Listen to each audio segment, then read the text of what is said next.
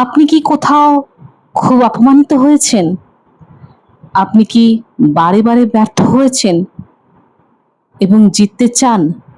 তাহলে অবশ্যই এই ভিডিওটি আপনার জন্যে।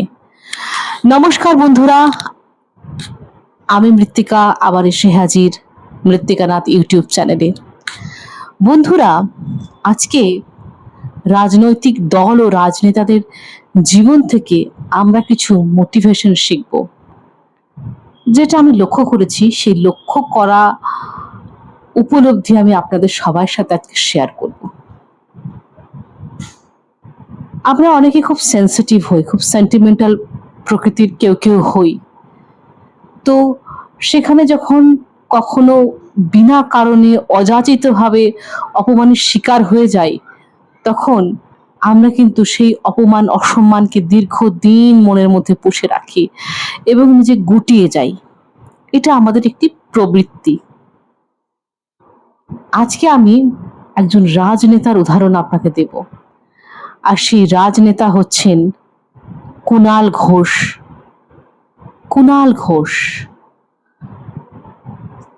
চ্যানেল 10-এর সাংবাদিক কুণাল ঘোষ, তাকে আমরা সবাই চিনি। একটা সময় চ্যানেল 10 ছিল, তারপর সেই কুণাল ঘোষের জীবনে অনেক অনেক অনেক কিছু হয়েছে। তাকে জেল যেতে হয়েছে। জেল যাওয়ার নিশ্চিতভাবে সঙ্গত কারণ ছিল। জেল থেকে বেরিয়ে আসার সঙ্গত কারণ চোখে পড়ে না, জেল যাওয়ারই সঙ্গত কারণ ছিল। এবং তিনি আবার টিকিট পেয়েছেন, বেলেঘাটা থেকে দাঁড়িয়েছেন তৃণমূলের টিকিটে। তার টিকিট পাওয়াটা ঠিক হয়েছে কি হয়নি সে বিষয়ে এর আগেই আমি ভিডিও করেছি, কিন্তু আমি আজকে অন্য একটি পার্সপেক্টিভ আপনাদের সাথে আলোচনা করতে চাই। দেখুন, আপনাদের মনে হতে পারে যে মানে দোকান কাটা,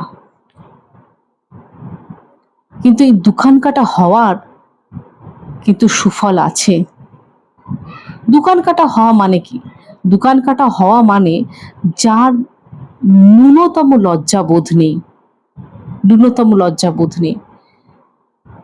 এবার লজ্জা থাকা দরকার কি দরকার না অন্য একটি ইস্যু, কিন্তু একটা বিষয় ভেবে দেখুন তো, যার সত্যি লজ্জা নেই, এই লজ্জা না থাকাটা সেই ব্যক্তির জন্যে কতটা সুখকর।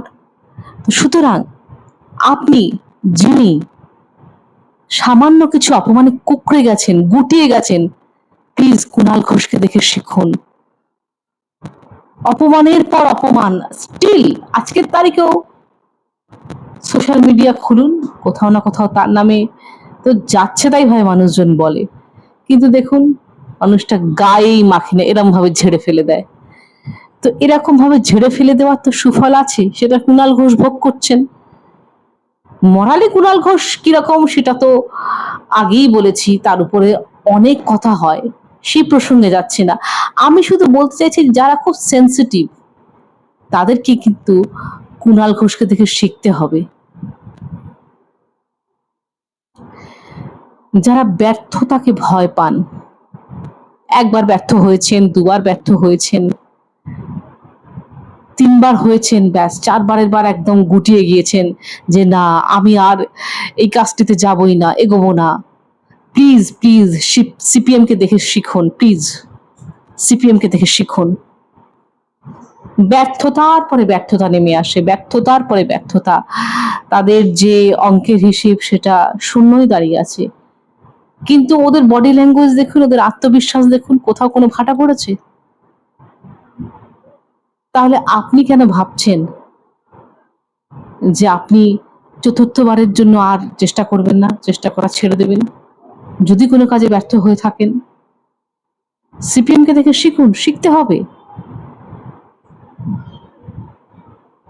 শ্রীরামকৃষ্ণ বলেছেন যে দুধটুকু খাবি, জলটুকু ফেলে দিবি। আর এই দুধ হচ্ছে এদের এই অংশটুকু। আজকে দুধ নিয়ে আলোচনা করব। আমি এদের অনেক অনেক অনেক নেগেটিভ পার্ট নিয়ে এর আগের ভিডিওগুলোতে আলোচনা করেছি, আজকে কিন্তু শুধু পজিটিভ পার্ট নিয়ে আলোচনা করব।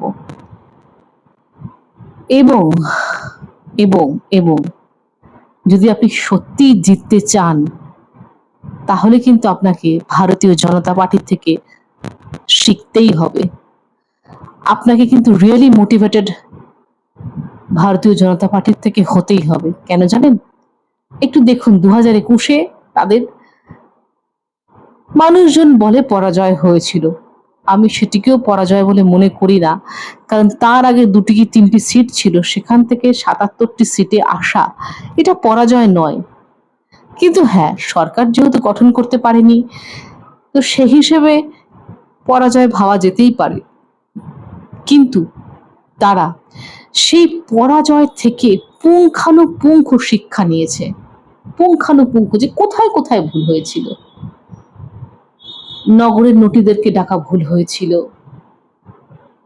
আস্ফালন ভুল হয়েছিল, তারা কিন্তু সব সব সব ভুলগুলো ঠিক করার চেষ্টা করেছে। এবং প্রতিপক্ষ কোথা দিয়ে বাজিমাত করলো সেটাও তারা কিন্তু পুঙ্খানুপুঙ্খ নোটিস করেছে।